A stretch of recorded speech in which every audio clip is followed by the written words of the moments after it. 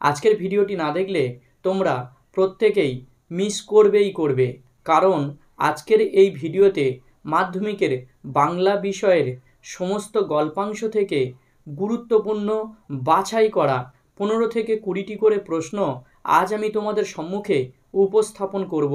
তাই তোমরা প্রত্যেকেই উপকৃত হবে। প্রথম গল্পাংশ জ্ঞানচক্ষু, লেখক আশাপূর্ণা দেবী। প্রথম প্রশ্ন, সেই বই নাকি ছাপাও হয়? যার লেখা বই ছাপা হয়? উত্তর হবে অপশান গ, তপনের নতুন মেশোর লেখা বই। এদেশের কিছু হবে না কথাটি কে বলেছিলেন? উত্তর অপশান খ, ছোট মেশো। ছোট মেশোমশাই তপনের গল্প হাতে পেয়ে কি বলেছিলেন? উত্তর হবে অপশান খ, এই গল্পটাই একটু কারেকশান করতে হবে। তপন প্রথমটা ভাবে ঠাট্টা, কিন্তু যখন দেখে মেশোর মুখে করুণার ছাপ তখন আহ্লাদে ড্যাশ হয়ে যায়। উত্তর অপশান গ, কাঁদো কাঁদো হয়ে যায়। তপনের মেশোমশাই কোন পত্রিকার সম্পাদককে চিনতেন? উত্তর সন্ধ্যাতারা পত্রিকার। এই প্রশ্নটার অথবা প্রশ্ন, তপনের মেশোমশাই কোন পত্রিকায় তপনের লেখা ছাপানোর কথা বলেছিলেন? উত্তর অপশান গ, সন্ধ্যাতারা পত্রিকায়। চায়ের টেবিলে তপনের গল্প নিয়ে কথা ওঠে কখন? উত্তর অপশান খ, বিকেলে। তপনের হাত আছে কথাটির অর্থ হল? উত্তর অপশান খ, ভাষার দখল। শুধু এইটাই জানা ছিল না, অজানা বিষয়টি হল? উত্তর অপশান গ, মানুষই গল্প লেখে। তপন তার প্রথম গল্পটি লিখেছিল কখন? উত্তর অপশান খ, দুপুর বেলা। নিজের গল্প পড়ে তপনের যা হয়েছিল? উত্তর অপশান খ, গায়ে কাঁটা দিয়ে উঠেছিল। বাড়িতে তপনের নাম হয়েছে? উত্তর অপশান খ, কবি, সাহিত্যিক, কথাশিল্পী। তপনের সম্পূর্ণ নাম কী ছিল? উত্তর অপশান ঘ, শ্রী তপন কুমার রায়। তা ওরকম একটি লেখক মেশো থাকা মন্দ নয়, এ কথা বলেছেন? উত্তর অপশান খ, তপনের মেজো কাকু। তারপর ধমক খায়, তপন ধমক খায় কেন? উত্তর অপশান খ, নিজের লেখা গল্প না পড়ার জন্য। ছোট মাসি তপনের থেকে কত বছরের বড়? উত্তর অপশান খ, বছর 8 তপনের লেখা যে গল্পটি সন্ধ্যাতারা পত্রিকায় ছাপা হয়েছিল? উত্তর অপশান গ, প্রথম দিন। এই প্রশ্নটির অথবা প্রশ্ন, পত্রিকায় প্রকাশ পাওয়া তপনের গল্পটির নাম? উত্তর হবে প্রথম দিন। তপনের লেখা গল্প তার মেশোমশাইয়ের কাছে পৌঁছে দিয়েছিলেন তপনের? উত্তর হবে অপশান ঘ, ছোট মাসি। গভীরভাবে সংকল্প করে তপন? উত্তর হবে অপশান ঘ, তপন নিজে গিয়ে লেখা জমা দেবে। পৃথিবীতে এমন অলৌকিক ঘটনাও ঘটে? অলৌকিক ঘটনাটি হল? উত্তর অপশান গ, তপনের লেখা গল্প সন্ধ্যাতারা পত্রিকায় ছাপা হয়েছে। এইবারে আসছি বহুরূপী গল্প, লেখক সুবোধ ঘোষ। প্রথম প্রশ্ন, বড় মানুষের কাণ্ডের খবর বড় মানুষ বলতে বোঝানো হয়েছে? উত্তর অপশান ক, জগদীশ বাবুকে। সে ভয়ানক দুর্লভ জিনিস, ভয়ানক দুর্লভ জিনিসটি হল? উত্তর অপশান ঘ, সন্ন্যাসীর পায়ের ধুলো পাওয়া। সন্ন্যাসীর পায়ের ধুলো পেয়েছিলেন কে? উত্তর অপশান গ জগদীশ বাবু। জগদীশ বাবু কাঠের খড়মে লাগিয়েছিলেন। উত্তর অপশান খ সোনার বোল। সন্ন্যাসীকে বিদায় দেওয়ার সময় জগদীশবাবু দিয়েছিলেন। উত্তর অপশান খ 100 টাকার নোট। হরির জীবনে নাটকীয় বৈচিত্র্যের সংযোজন ঘটিয়েছে তার। উত্তর হবে অপশান ঘ বাউন্ডুলে ভাব। এখানে বন্ধুরা একটু স্পেলিং মিস্টেক রয়েছে। খুব হয়েছে হরি, এইবার সরে পড়ো, অন্যদিকে যাও, এ কথা বলেছে। উত্তর অপশান গ কাশীনাথ। বাইজির ছদ্মবেশে হরিদার রোজগার হয়। উত্তর অপশান ক 8 টাকা 10 আনা। এই প্রশ্নটি অনুরূপ প্রশ্ন হতে পারে। ছদ্মবেশে সেদিন হরিদার রোজগার মন্দ হয়নি। কিসের ছদ্মবেশে? উত্তর অপশান ক বাইজির ছদ্মবেশে। হরিদা পুলিশ সেজে দয়ালবাবুর লিচু বাগানের ভিতর স্কুলের কটি ছেলেকে ধরেছিলেন? উত্তর অপশান খ 4 জনকে। সপ্তাহে হরিদা বহুরূপী সেজে বাইরে যান কদিন? উত্তর হবে অপশান ক 1 দিন। সাদা মাথা সাদা দাড়ি সৌম্য শান্ত ও জ্ঞানী মানুষকে? উত্তর অপশান গ জগদীশবাবু। সেটা পূর্বজন্মের কথা। পূর্বজন্মের কথা হলো? উত্তর অপশান গ বিরাগী রাগের অধীন। অসম্ভব, হরিদার গলার স্বর এরকমই নয়, বক্তা কে? উত্তর অপশান খ ভবতোষ। বিরাগীর মতে পরম সুখ হলো? উত্তর অপশান গ সব সুখের বন্ধন থেকে মুক্ত হতে পারা। বিরাগী ধন জন যৌবনকে বলেছিলেন সুন্দর সুন্দর এক একটি বঞ্চনা। হরিদার ঘরে আড্ডা দিতেন কারা? উত্তর অপশান গ অনাদি ও ভবতোষ। স্কুলের মাস্টারমশাইয়ের থেকে হরিদা পেয়েছিল? উত্তর অপশান ঘ 8 আনা। পুলিশ সেজে হরিদা দাঁড়িয়েছিলেন? উত্তর অপশান গ দয়ালবাবুর লিচু বাগানে।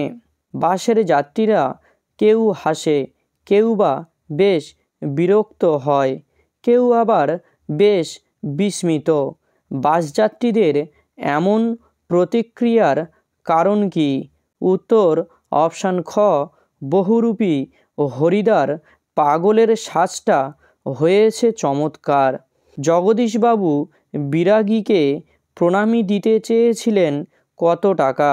উত্তর অপশান গ 101 টাকা।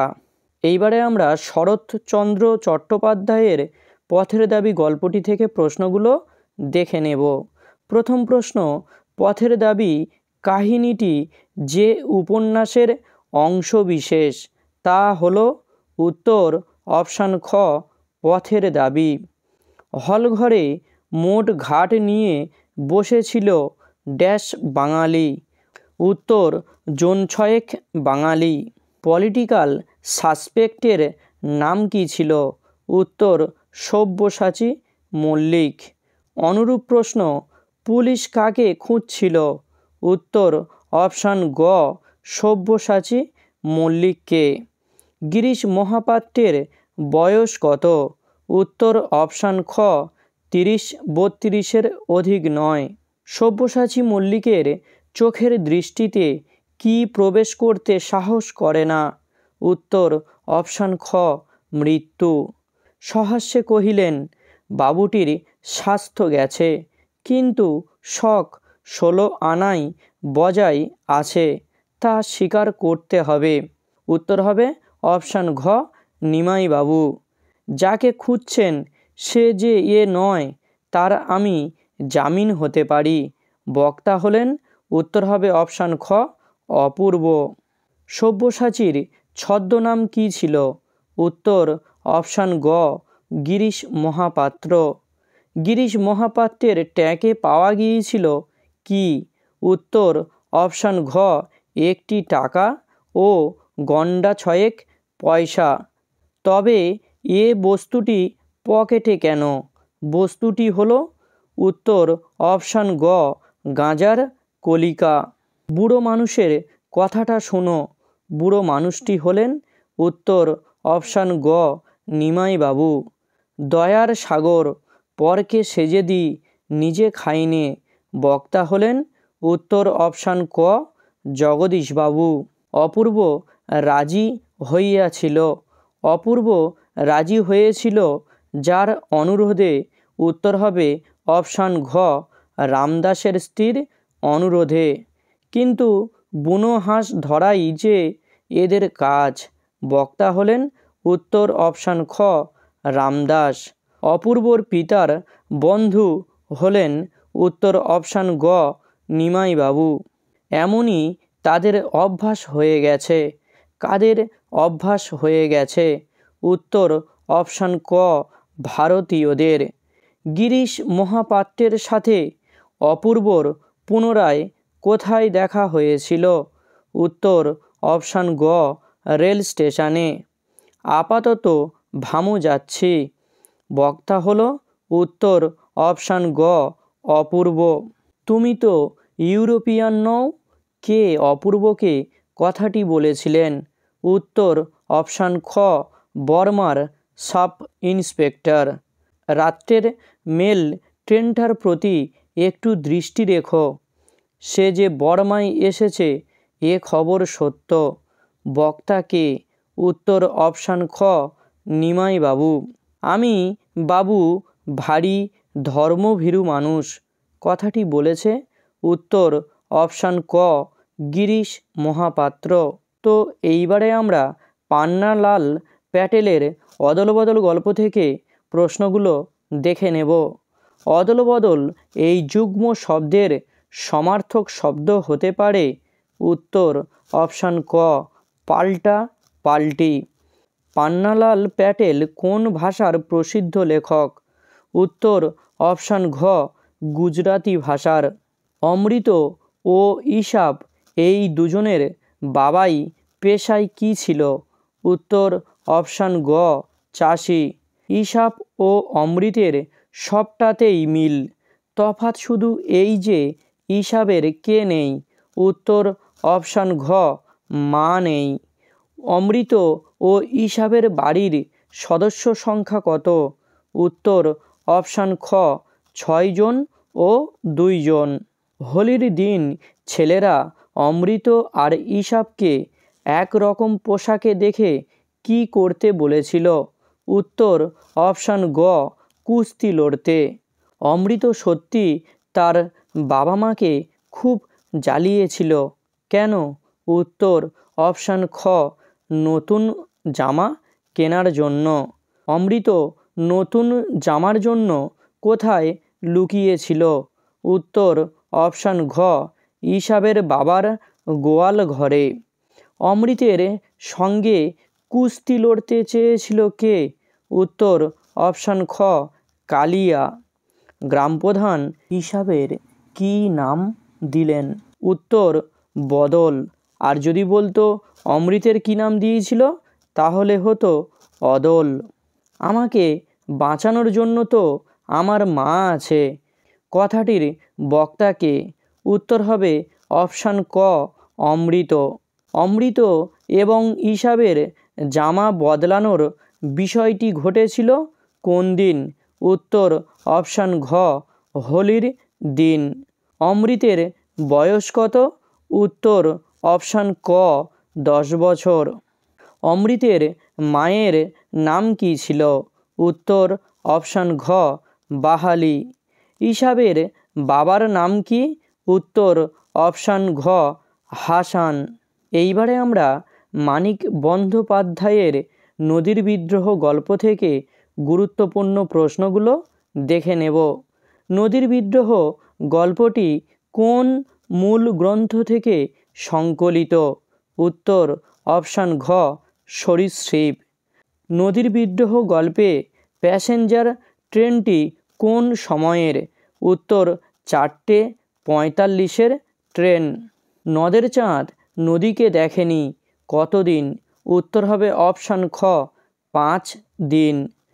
5 দিন আগে নদের চাঁদের দেখা নদীটির মধ্যে চাঞ্চল্য ছিল, তাতে প্রকাশ পেয়েছিল অপশান গ পরিপূর্ণতার আনন্দ। স্টেশনের কাছে নদীটিকে নদের চাঁদ চেনে কতদিন ধরে? উত্তর অপশান খ 4 বছর ধরে। এই প্রশ্নটির অনুরূপ প্রশ্ন 5 দিন নদীকে দেখা হয় নাই। এই নদীর সঙ্গে নদের চাঁদের পরিচয় কতদিন ধরে? উত্তর অপশান ক 4 বছর ধরে। 4 বছরের চেনা এই নদীর মূর্তিকে দেখে নদের চাঁদের কেমন মনে হলো? উত্তর অপশান খ অপরিচিত। কদিন অবিরত বৃষ্টি হচ্ছিল? কতদিন ধরে? উত্তর 5 দিন ধরে। নদীর সঙ্গে খেলা করার লোভে কাকে লেখা চিঠি নদের চাঁদ নদীতে ফেলে দিয়েছিল? উত্তর অপশান খ স্ত্রীকে লেখা চিঠি।